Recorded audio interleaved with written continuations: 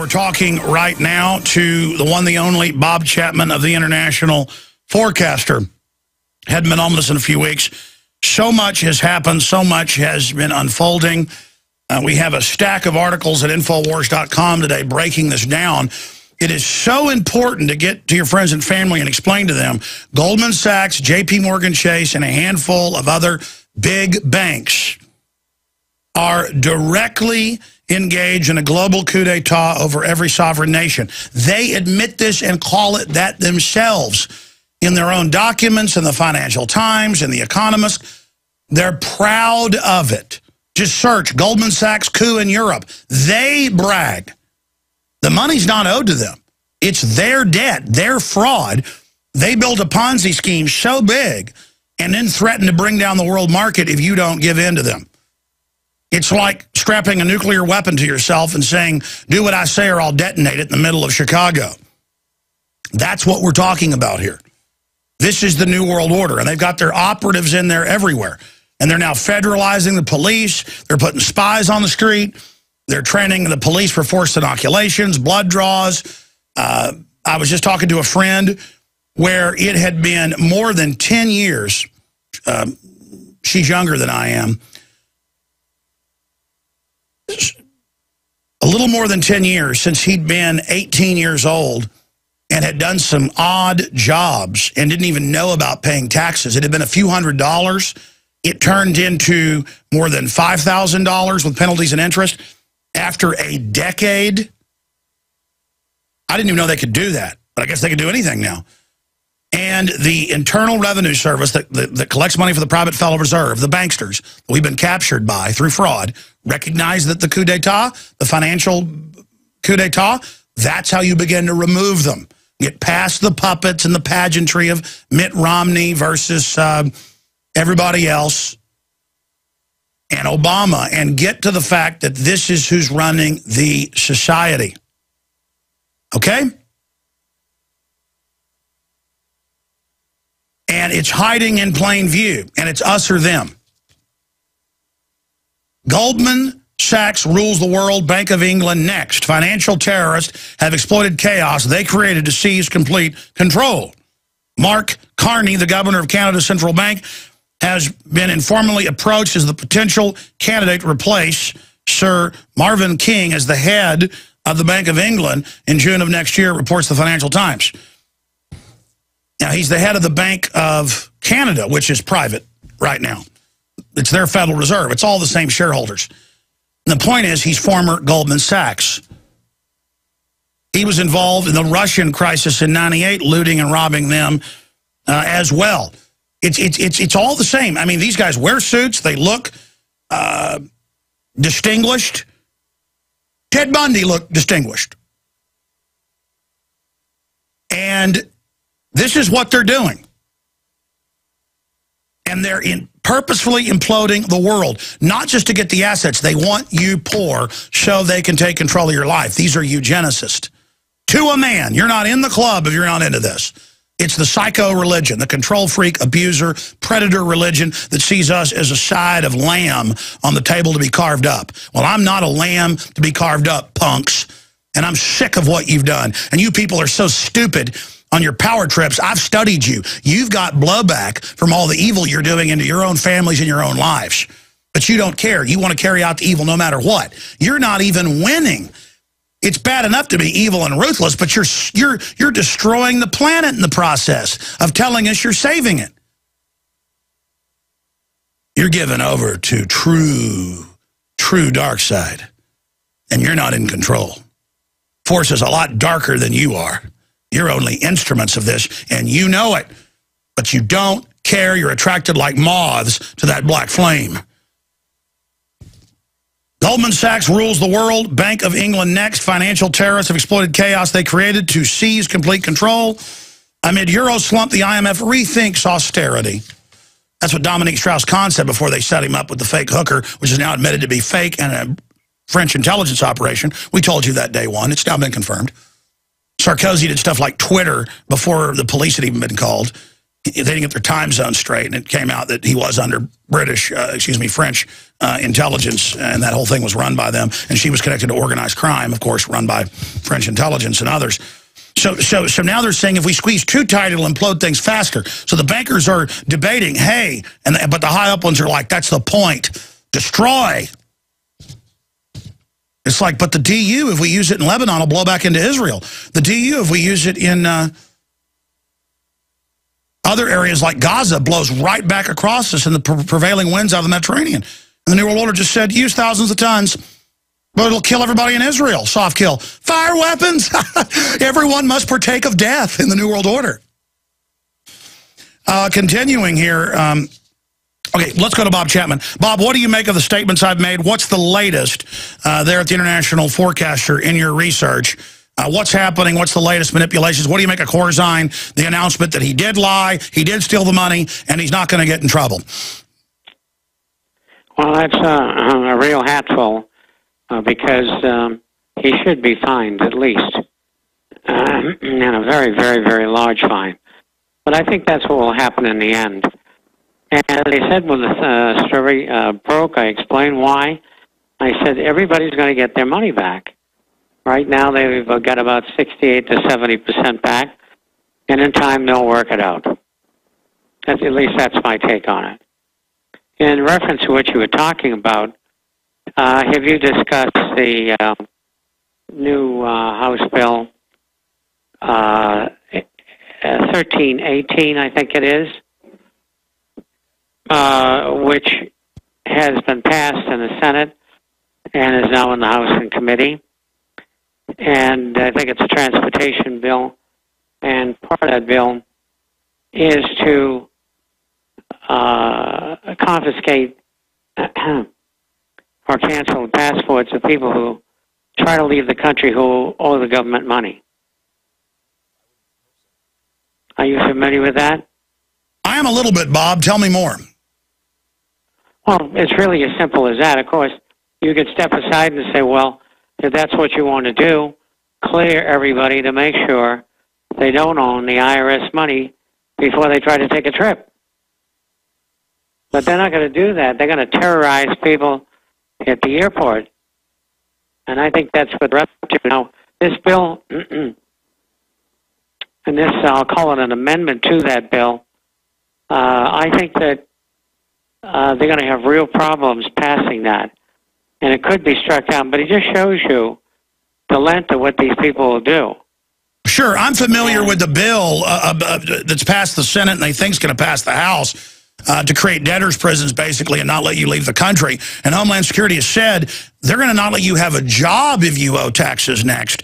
Now, no judge, no jury. You can't revoke someone's citizenship. They have to renounce it. That's part of law, part of the Constitution, and the lawyers concurred with my analysis, because I've seen them in the news since, saying, yes, this is basically revoking citizenship by stealth to say we're canceling your passport. I mean, that is, only Stalin did stuff like that.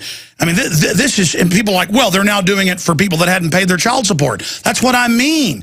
It's totally illegal. But so is having federal spies on the streets randomly spying on people with pre-crime, Bob. That's true.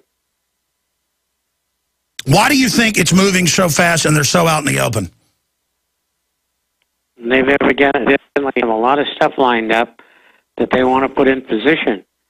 I mean, the week before last, we had a woman who runs the commodities for J.P. Morgan Chase, Blythe Masters, on CNBC. Now, in that capacity, she nor anybody else had ever been on JPM on behalf of JPM and CNBC. And everything was pre-staged. And she was making excuses why they were following the law, because people were saying that the markets were rigged and were manipulated. And we wouldn't do that sort of thing. We're not that kind of company. We're just working for our clients. So there's something in that area coming down the road. I don't know what it is yet. I would suspect perhaps the FTC might be going to make some limitations and actually police them for the purchase of different kinds of futures, and in particular, in this case, silver. They've been manipulating the market for a long time, but now it's in a big way, and maybe they want to get the onus off their back, for all I know. But something's going on. Well, it certainly is, and they're trying to accelerate basically a soft martial law to get everybody ready for it.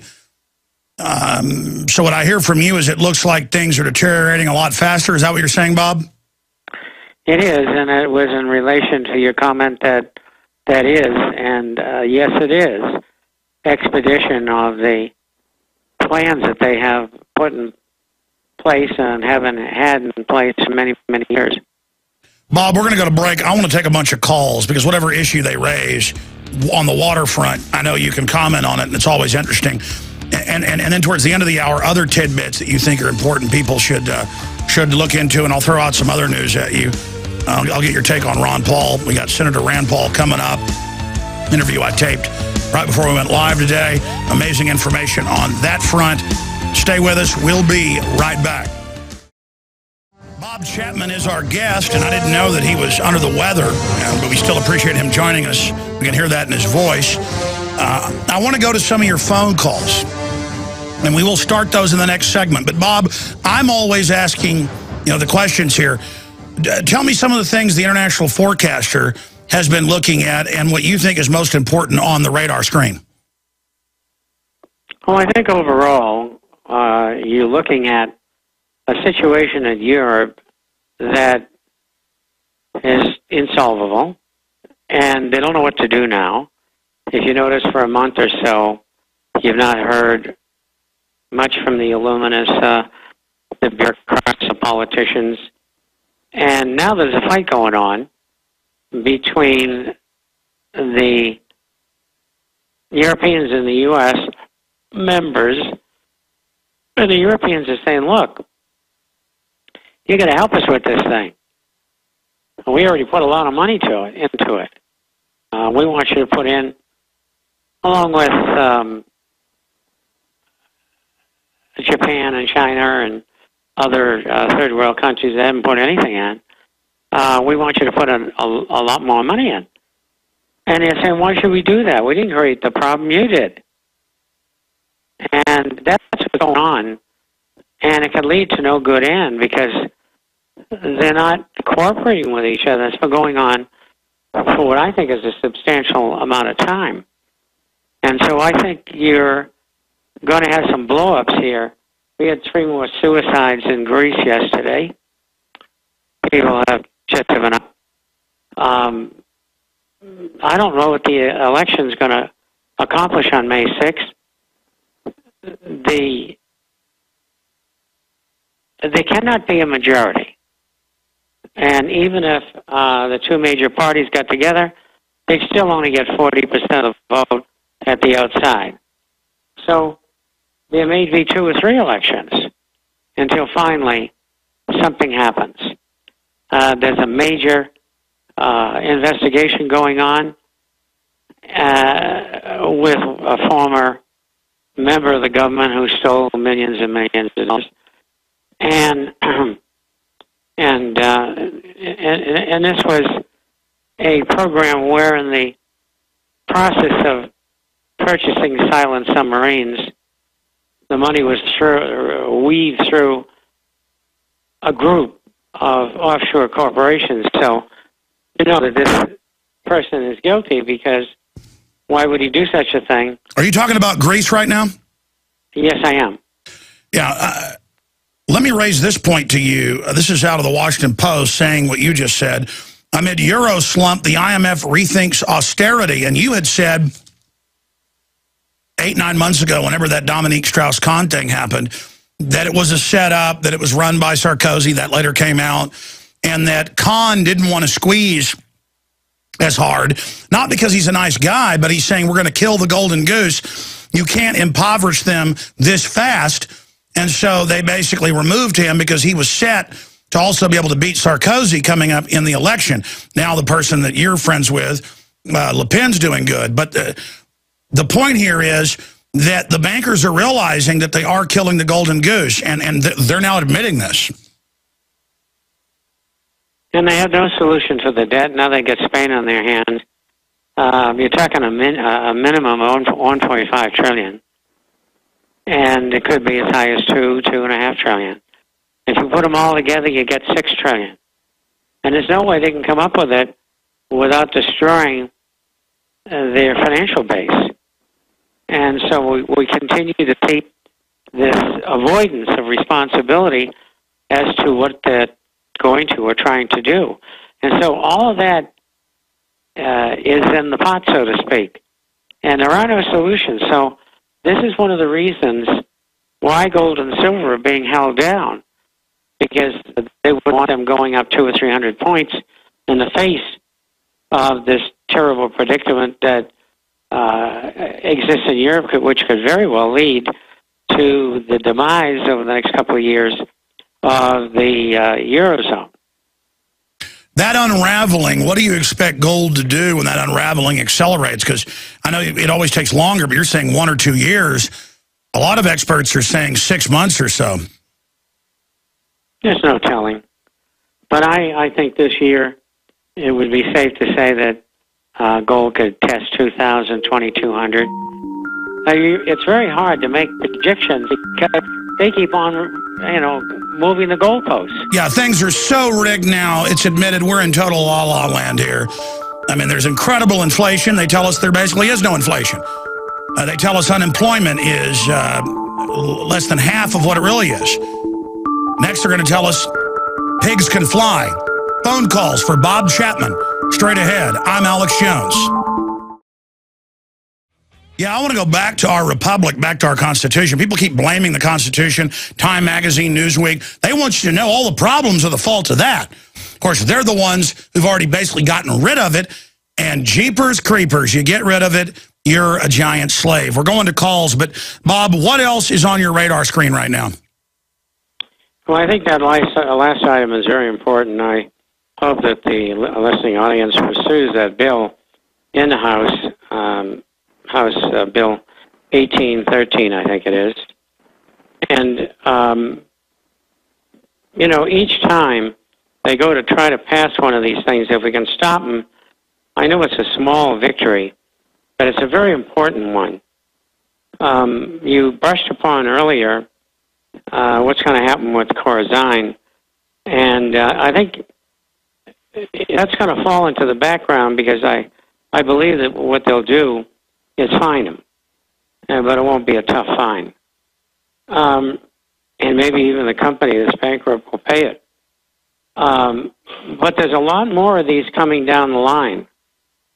And we got suits against J.P. Morgan, Bank of America, Wells Fargo. We have people getting caught in the commodity business, taking positions and putting them on hold by putting them in another company account. There's all sorts of terrible things going on in that industry. And I think a lot more of them are going to come to surface, and they're in the process of doing so now. Yeah, that's what it telegraphs to me. Their reluctance to prosecute him is because they know they're all in the same position, and so they're setting the precedent to not pay people and to take folks' money. And that's what Max Kaiser says. That's what other guests we've had on confer. I mean, I know you don't like to give us time frames on the meltdown, but it's pretty bad now. What signs should we look for? Well, I think the bond market is the first place to look, and they have just been unsuccessful at taking the 10-year U.S. note down to a yield of 2.5%. It's I should say the outside market, the long bonds in that category. And I think what they're going to start doing again is a continuation of Operation Twist, which is aiding markets in one place and selling markets in another place. And it's coming to light, too, that they're taking direct orders from J.P. Morgan Chase and Goldman Sachs. And I see that alluded to in much of the press throughout the world. And that's something really new. You know, like they're the bad guys and they're not really taking orders. They're taking orders from Wall Street.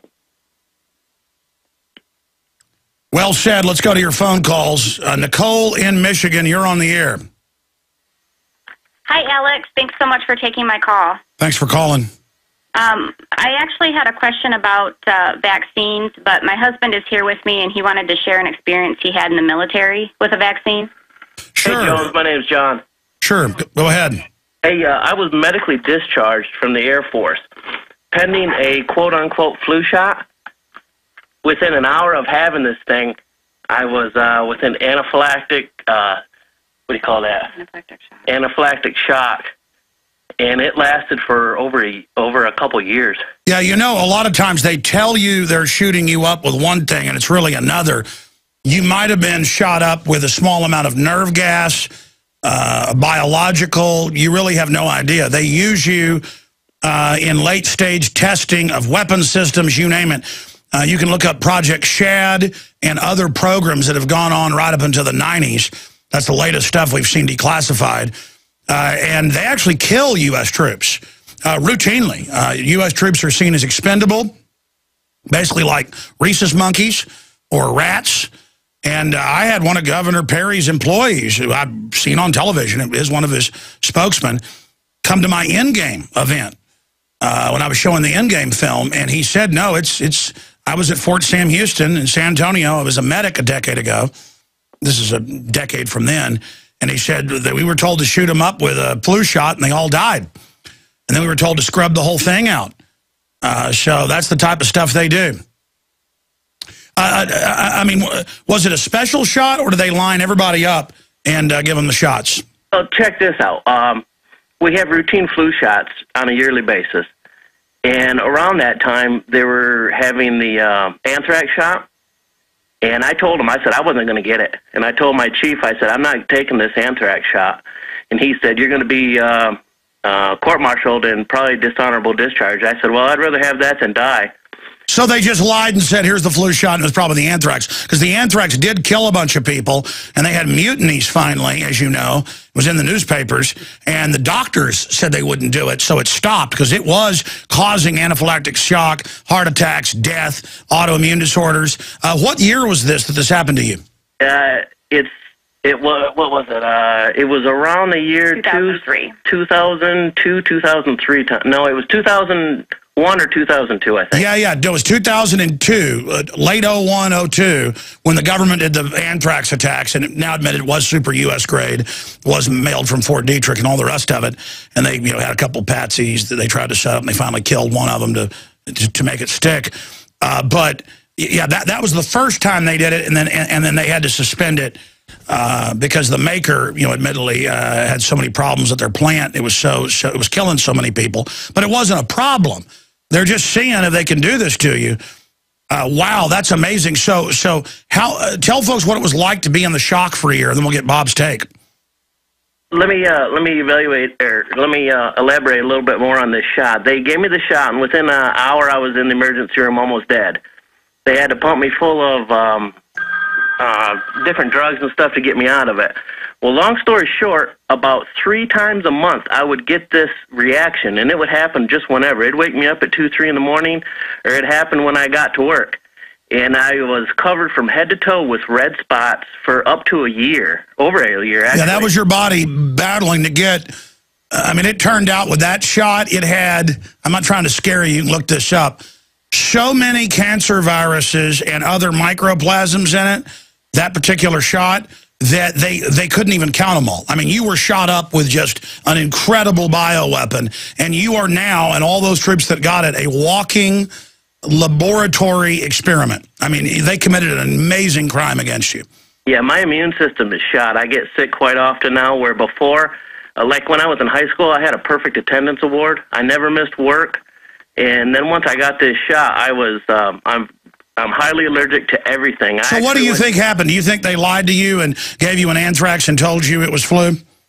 Well, I'm not 100% sure. I really can't say, because they do these mass flu shots where we would go to the base theater and you would just line up and get them.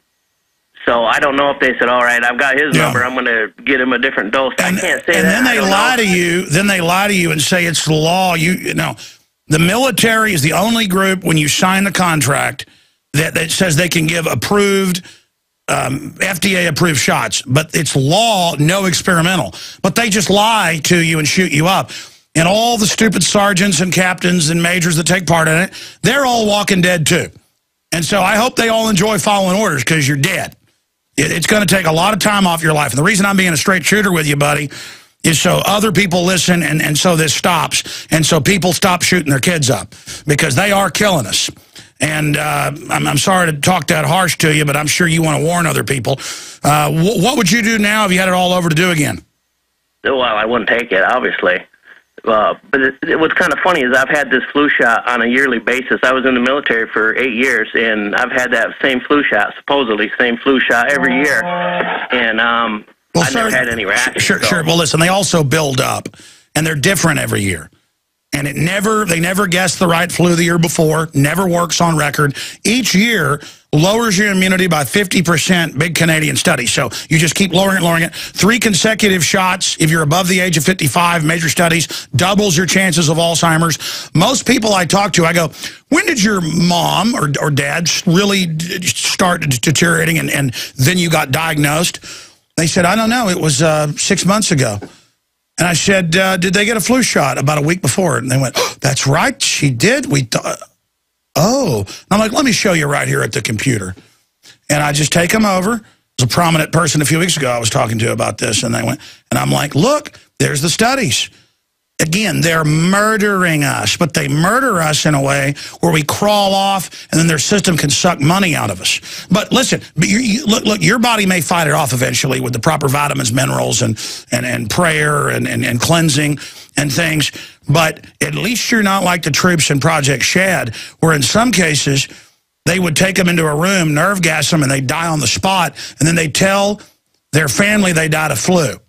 So at least you weren't murdered on the spot as part of the patriotic freedom by the criminals that run things. How does that sound, sir? Oh, it's great.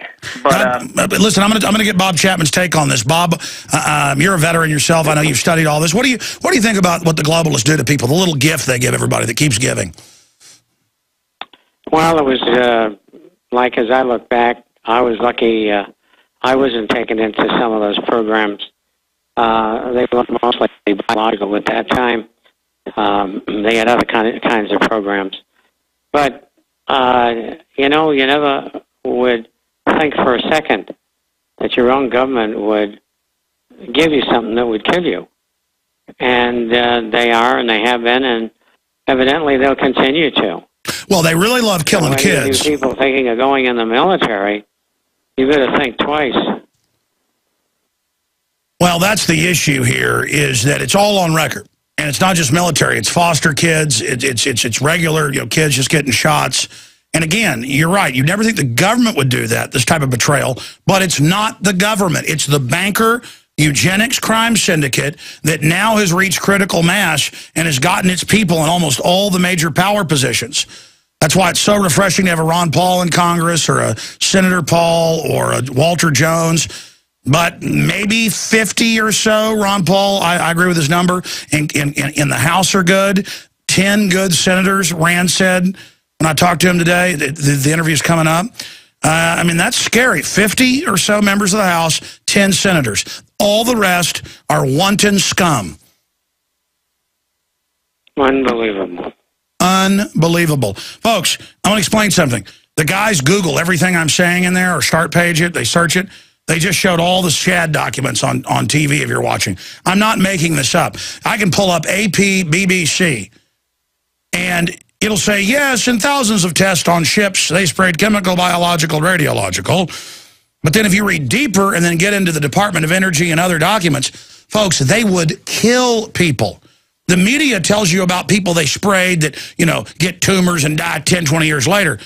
In many cases, they go, all right, you guys show up. We're picking Johnson, Brown, Horowitz,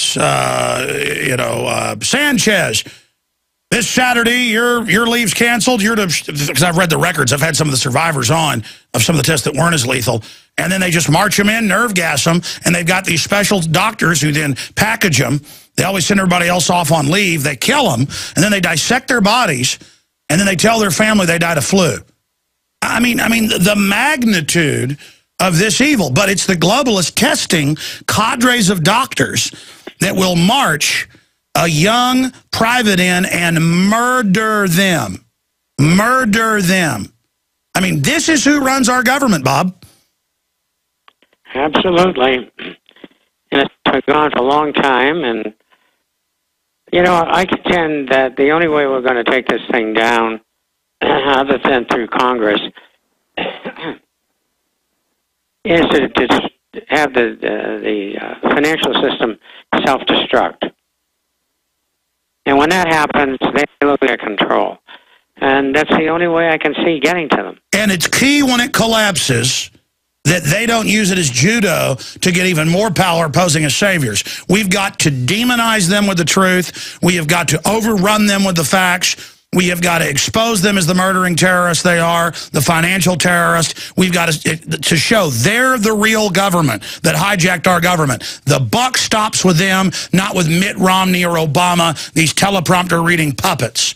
Anything else there? Well, Nicole's husband who jumped on the phone? Hey, John. Hey, I didn't give you the kicker. As I went into the clinic, to the shot clinic, to talk to them about this shot several months after I've been having all these reactions. And they pulled up my shot records on the computer, and they said, yeah, it looks like you got 2 shots that day. I said, no, I only got 1 shot. And I pulled out my hard copy of my shot records, and they said, let me look at that. And I let them look at it, and they said, here, let me delete this one. And they deleted the one on the computer, and then they got ready to scratch the one off on my hard copy, and I snatched it back from them. I said, I'll just hold on to this. What do you think of that? Oh, no. The people that are over that know it's killing people in many cases, and it's like fun. It's like a power trip.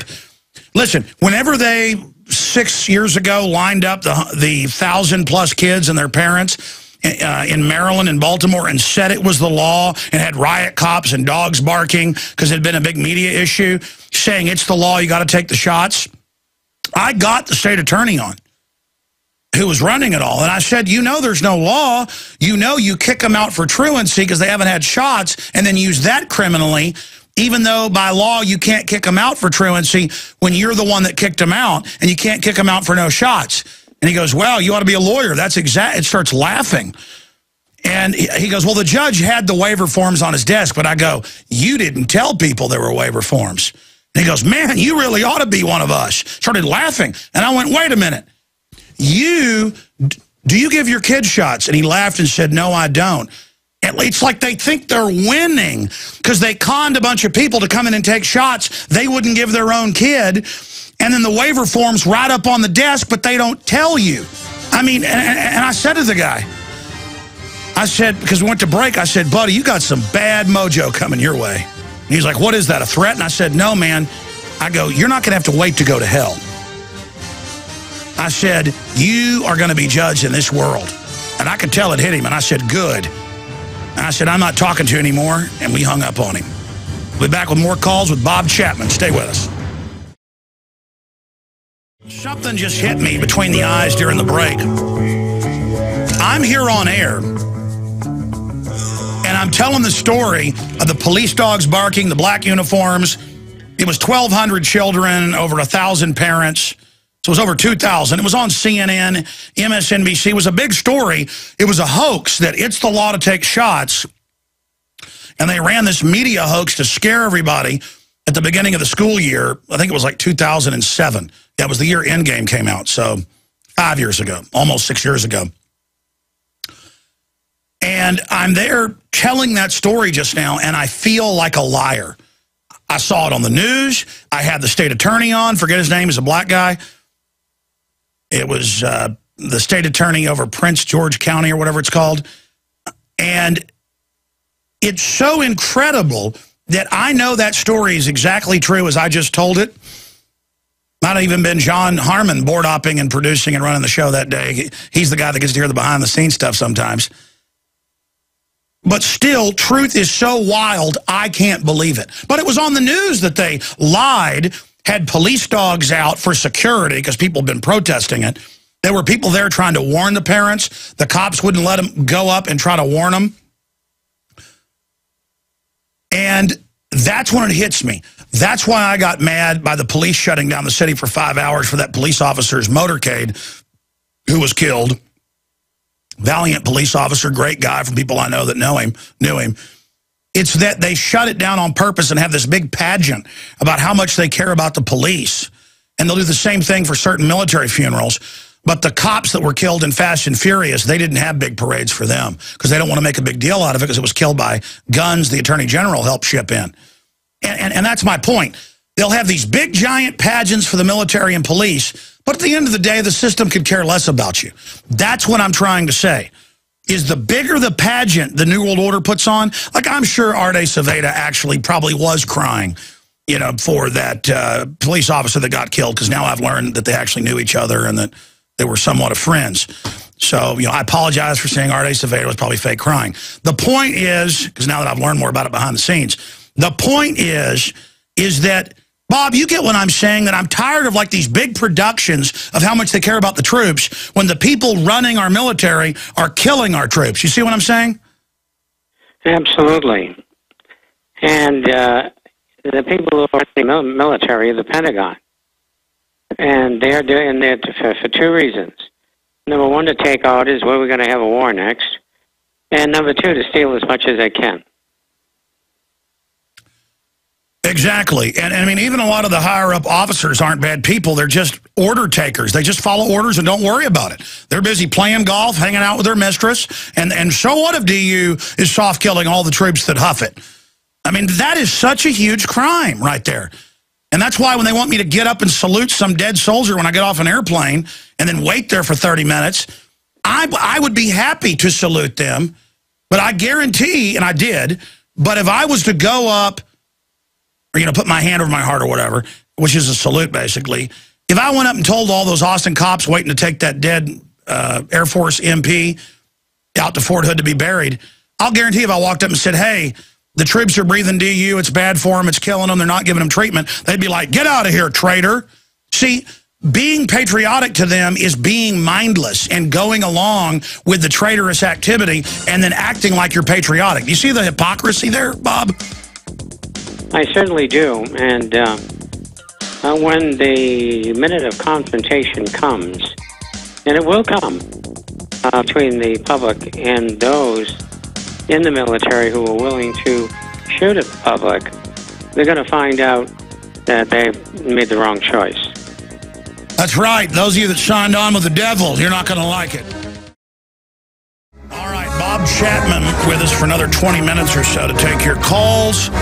And then we're going to get to the big Rand Paul interview that I did right before we went live today. There's video and audio, that is, coming up with the Senator. Breaking news on that front. Right now, let's go back to John in Texas, then Ghost, Lloyd, Ed, Ivan, and others. Ivan's after John. John, you're on the air with Bob Chapman. Go ahead. Yes, Bob Chapman, I got a question for you. It's good to talk to you. Welcome back to the show. I was watching Fox and Friends, also known as Fox and Fiends, and I was listening to how President Obama is now snatching up oceans. So the United Nations and our government is now not only snatching up land, but oceans.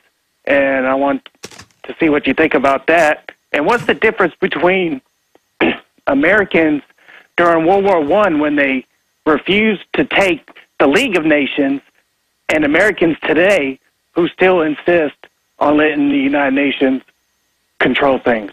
Thank you. The difference is the globalists had more sophisticated radio and could brainwash the public. Sorry, go ahead, Bob. As far as the two wars are concerned, most people who are in them, who are alive, are brainwashed. I mean, that's all I've heard for the last 100 years or less. And so that's the kind of reaction you would get. I would go to the American Legion and sit down and start talking to people, and you can't bring that subject up. They don't want to know that they were taken advantage of. The first part of it was what? What was the other part of your question, sir? John dropped off. I mean, I think basically he was asking, why did Americans reject the UN after World War I, but accept it after World War II? I think because you had different kind of people. America changed. That's over 50 years. They didn't have the kind of propaganda during the late teens and early 20s in the United States that they had later. Yeah, it was just print, but then they had newsreels and radio, and had gotten really slick at brainwashing. I think Madison M. must have gotten 50, 75% of their business from the government, putting together those programs to brainwash people. I know when I was taking advertising in college, we discussed it. And then later, books came out on brainwashing and what the Chinese and North Koreans had done, and never mentioning what the U.S. had done. You know, that's a good point, that brainwashing, Edward Bernays, Madison Avenue, all of that's on record, but the public's brainwashed to think brainwashing doesn't exist. We live in a brainwashed country. For sure. To believe the idiotic stories that they're given to people, and I still believe them. Well, these are medical victims. I mean, that's why I used to really get mad at sheep when they laugh at me and stuff. Now it's like a retarded child laughing at me. I mean, I'm sad for them. I'm like, literally, I'm like, oh dear. 15 years ago, somebody laughed at me, called me a tinfoil hat wearer. I would kind of go, hey, buddy, this is serious. Don't laugh at me. Now I'm like, oh, I'm sorry, they got you. And they just smile, that pre-programmed. I'm like, oh, you're a victim. I mean, really, they are. These are victims, folks. These are poor, mindless, brainwashed, helpless little victims. All right, we'll be right back with more of your phone calls straight ahead. Again, the CIA, all of it, foreign banker run. America has been captured. We've got to get it back. We'll be right back. Bob Chapman's our guest, taking phone calls right now. Let's go ahead and talk to Ivan in Florida. You're on the air, sir. Hey, how you doing, Alex? Good. I heard your show the other day with Wesley Rawls, and my question is, how do you prepare if you're either renting or you have a high mortgage in your home for the coming economics collapse? Well, there's just a very good chance it could get Great Depression level. And for folks that don't know, 7 million people starved to death or died from complications from malnutrition. That's university numbers. You can look them up. And I've already gone over the fact that 90% or close to it are not self-sufficient. So it's just good to have a firearm with ammo, to have a couple firearms if you can afford it. And it's good to have some extra food and a water filter. And by the way, we have the best water filter out there. It's the Pro Pure gravity fed system. Of all the gravity systems, and there's some good ones out there, this is the next generation. It's what I personally use. It's what we use here. It's what we use on the RV. Available at Infowars.com, and your purchase supports the broadcast. Haven't done a plug for anything in 2 hours plus, so might as well just tell you about Pro Pure, and there's a video up there where I break it down at Infowars.com. But water filters, whatever you can afford, some basic food that stores, but more importantly, as Mr. Rawls said, friends and neighbors or country cousins that if things got really bad, you can go there and work with them. So that's kind of my backup plan. Is I live in somewhat of the country now, but still it's only 20 miles outside Austin. That's not really enough, but I can't commute further than that. I got country cousins. We've actually built a little metal building that it's pretty good size actually now, as a quote, hunting camp house, but it can double for other things. So, I mean, I'm really got the water, rainwater collection. I've really putting in the solar. I'm really moved to the country. I really put a wall and fence around my house proper, and then a fence around the property itself was already there. I mean, I'm really know this is real. Bob Chapman, you want to tackle that question? I think you've covered it pretty well. I mean, I've done the same thing. And I think even if you don't know people well, that when their food runs out, and if they have the basics to be able to compete in a terrible environment, it's in your best interest to feed them and arm them. But, I mean, even if it's a flash crash instead of this slow slide into depression, that'll take generally a few weeks to start getting crazy. Even the big crash of 29, it didn't get wild for a couple of years. So generally, in fact, in almost all cases, it takes a while for this to unroll. The problem is you got about 2% getting prepped now. If it goes to 4% or so, all the actuaries show everything will skyrocket in price. You won't be able to get it. The supply chains aren't there. Can you imagine if we have a real depression versus people in the 30s, on average, hardworking, very Christian, very moral, chop wood all day for, a meal in the country? I've already had all the wood chops. Sorry, don't have enough food, to give you a meal. I mean, my family in the country, in the middle of nowhere, on dirt roads, had city people coming by all the time wanting help in the 30s. I mean, and crime went up, and almost all the deer and rabbits and squirrels were gone at the end of the Great Depression.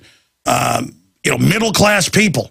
My great-grandparents went out and out of season, shot deer and stuff, and everybody did it because there wasn't food at the store. And you didn't have the money to go 25 miles into town. And a lot of the delivery things, stopped coming because they always had trucks that brought, food out and stuff. You could buy staples. Traveling salesmen selling food.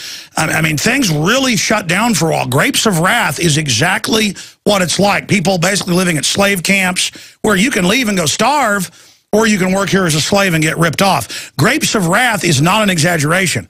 It got a lot worse than that. And, folks, you need to understand this is real. And what's going to happen is people aren't going to be able to pay the taxes in the rural areas. And the feds are going to come with the locals to take the property, and they're going to get their butt shot off. And because people aren't going to leave their land and go bankrupt because the government wants some tax money nobody can pay. Bob Chapman. Absolutely. And that might even happen in the city as well. But it's more prone to happen in the country.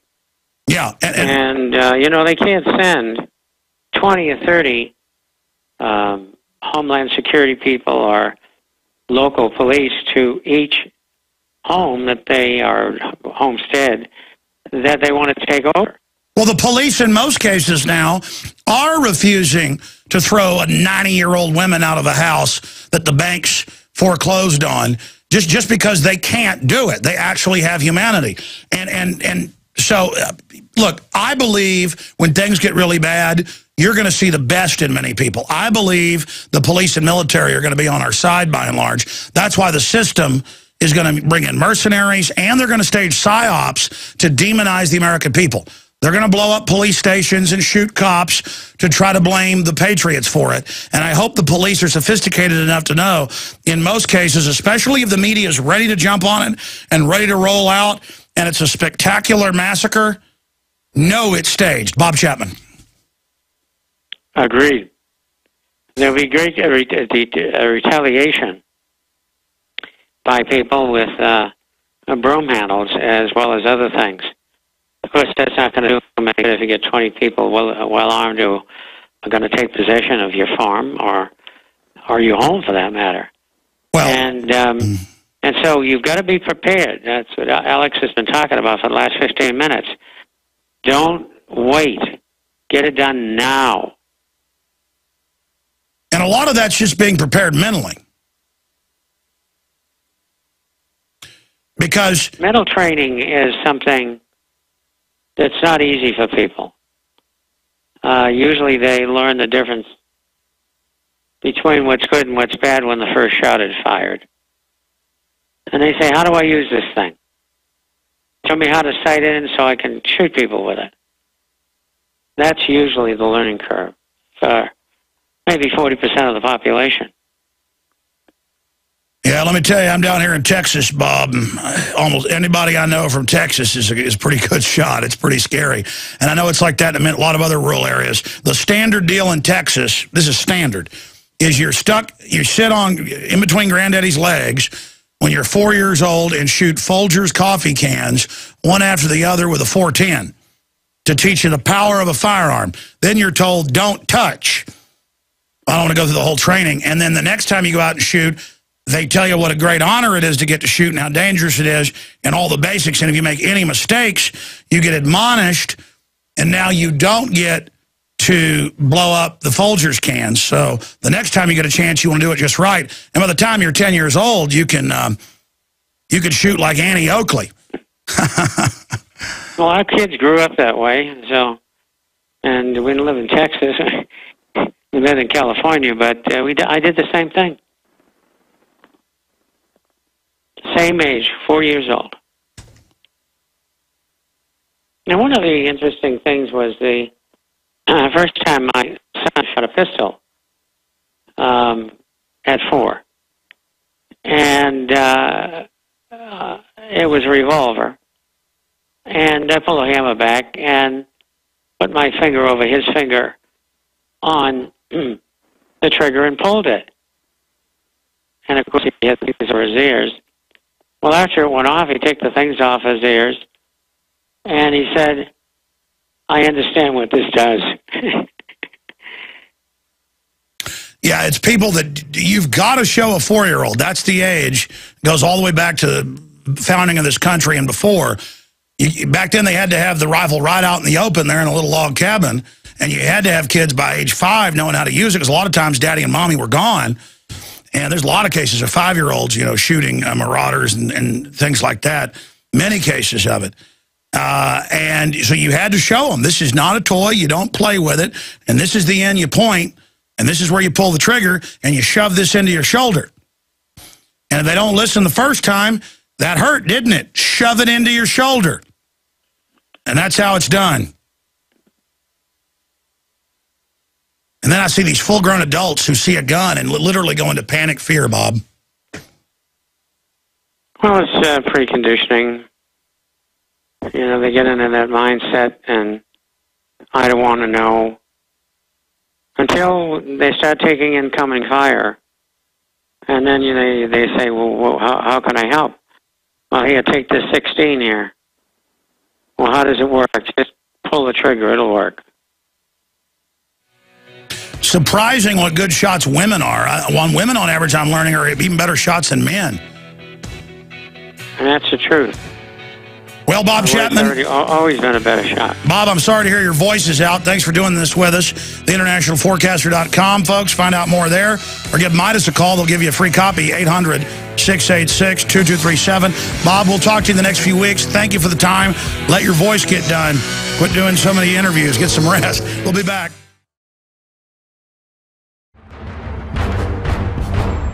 Ask yourselves, what are you doing in this time of great challenge? What are you doing to unlock minds?